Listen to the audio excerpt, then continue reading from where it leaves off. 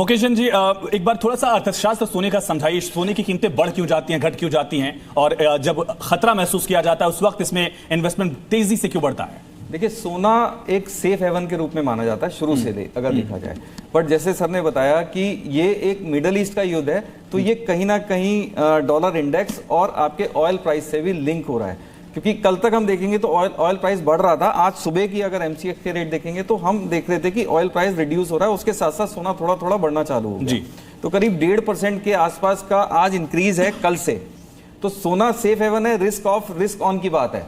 Basically थोड़ा सा लगता है कि रिस्क ऑन हो रहा है तो सोने की तरफ भागते हैं, रिस्क ऑफ हो रहा है तो सोने को छोड़ के जो ऑयल है ऑयल की तरफ चले गए। क्योंकि ये अभी इस समय मार्केट बहुत वॉलेटाइल है। आज की डेट में कुछ भी कहना कि सोना क्या रूप लेगा या ऑयल क्या रूप लेगा, लेकिन हाँ फिर भी सोने को एक सेफ हेवन के रूप में सोना है या डोनाल्ड ट्रंप हो गया कि अनप्रेडिक्टेबल हो गया है?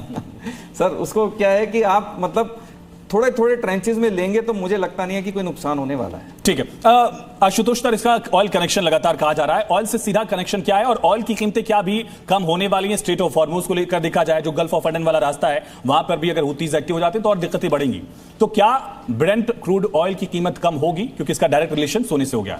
देखिए, इंडिया की जो एनर्जी बास्केट है वो इंपोर्ट सेंसिटिव है, और हमारी जो जनता है और हम लोग खुद भी I am one of the part, हम लोग परसेप्शन जीवी है। बिल्कुल, परसेप्शन जीवी मतलब थोड़ा सा भी अगर स्टेबिलिटी में कोई भी पत्थर मार देता है, हमारे अंदर एक टर्बुलेंस पैदा हो जाती है और उसका सीधा इंपैक्ट हमको स्टॉक मार्केट में दिखता है। बिल्कुल, स्टॉक मार्केट 3-4 दिन में आपने देखा घटा बढ़ा, कल तो बहुत डाउन हो गया था। आज इंडेक्स इसका करीब 790, सेंसेक्स बढ़ा 268 पॉइंट, करीब करीब निफ्टी बढ़ा है। और इसी की रिलेशनशिप गोल्ड के साथ जो एक्सपर्ट ने हमारे बताई कि जब डॉलर मजबूत होता है तो उस टाइम में गोल्ड पे थोड़ा शांत हो जाता है।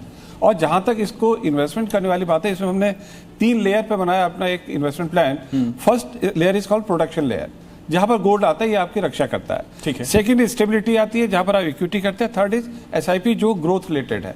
तो ऐसे करके आपको सोचना चाहिए। जहां तक ऑयल प्राइस का सवाल है, कल भी हम लोग बात करते हैं, ये अभी थोड़ा बढ़ेगा अगर काम डाउन नहीं होगा। अगर ऑयल की कीमतें बढ़ती हैं सर, शरद सर, तो क्या गोल्ड की कीमतें भी बढ़ती रहेंगी, मान लिया जाए?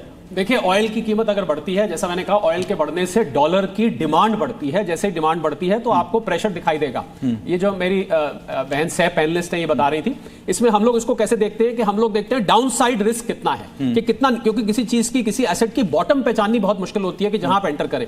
डाउन साइड रिस्क मेरे हिसाब से 5% तक है, अपसाइड अनलिमिटेड है। तो और जब तक आयुष डोनाल्ड ट्रंप साहब है ना 2028 तक, तब तक ये ऐसी कुछ हरकत करते रहेंगे, इनके दिमाग में कुछ ना कुछ खुराफात मतलब कीमतें बढ़ेंगी, इस बात की गुंजाइश ज्यादा है या नहीं है? बिल्कुल ज्यादा गुंजाइश है, इसको लेकर रखिए। और अब मैं आपको एक बात बताऊं, असली जो रियल एसेट है, अपनी जेब से नोट निकालिए, उस पर क्या लिखा होता है, मैं धारक को इतने रुपए अदा करने का वचन देता हूं। असली एसेट या तो लैंड है या गोल्ड है, और ये सीमित मात्रा में है। ये जमीन से ये नहीं कि अनलिमिटेड निकलता चला आएगा, बहुत थोड़ा सा बचा है। 80,000 टन के आसपास इसका स्टॉक बचा है और हर साल 10-15 हजार टन निकाल लिया जाता है। जब तक कि नया स्टॉक नहीं मिलता, ये बहुत सीमित मात्रा में है। मुझे लग रहा है लॉन्ग टर्म में 1971 से पहले आयुष गोल्ड स्टैंडर्ड हुआ करता था। रिचर्ड निक्सन साहब अमेरिका के प्रेसिडेंट थे, उन्होंने आके डॉलर को बनाया। मुझे और जिस प्रकार चाइना गोल्ड को इकट्ठा कर रहा है, आपको विश्वास नहीं होगा, फरवरी के महीने में चाइना ने 1000 किलो गोल्ड खरीदा है। चुपचाप चाइना इसको इकट्ठा कर रहा है। आपको पता है चाइना जो काम करता है चुपचाप करता है। अगर इतने बड़े निवेशक उसमें खरीद रहे हैं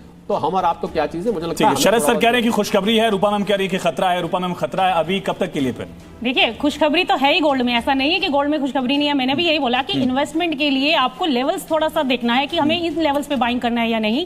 तो क्या है वो लेवल? मान लीजिए 1,50,000 अभी इसके इर्द गिर्द चल रहा है, जो हमें जो लग रहा है कि नीचे में एक बार 1,40,000 1,35,000 का अगर लेवल आ जाए तो वो बहुत ज्यादा अट्रैक्टिव होगा। क्योंकि अभी जो करेक्शन आ रही है, इस करेक्शन को हम समझते हैं कि थोड़ा और नीचे बॉटम जा सकता है बस। और वैसे गोल्ड में देखिए, लॉन्ग टर्म नो डाउट, ये सब जानते हैं हम कि सेफ हेवन हमारी इन्वेस्टमेंट होती है इसके अंदर। इसको हम जब चाहे करेंसी में कन्वर्ट कर सकते हैं। और जब भी कभी, ये इतिहास गवाह है, जब भी कभी मुसीबत आती है तो सबसे पहले गोल्ड ही काम आता है हमारे। तो इसीलिए गोल्ड में इन्वेस्टमेंट कभी भी कोई नुकसान का सौदा नहीं होती। लेकिन यहाँ पर इन्वेस्टमेंट की बात आ रही है कि हमें किस लेवल पर इन्वेस्टमेंट करना है। अगर हम पीछे हिस्ट्री उठाएंगे तो हमने देखा है कि ईयर ऑन ईयर बेसिस पे गोल्ड ने रिटर्न्स दिए हैं और हमेशा अच्छे रिटर्न्स दिए हैं। और आने वाले टाइम में भी गोल्ड आपको रिटर्न्स अच्छे ही देगा। लेकिन एक थोड़ा सा लेवल है जो बाइंग का, जो आपको देखना है कि अब करेक्शन है तो थोड़ा वेट कीजिए, थोड़ा और नीचे आए मार्केट तो वहां। ठीक है, ये भी समझें कि जिन लोगों ने पहले ही ये इन्वेस्टमेंट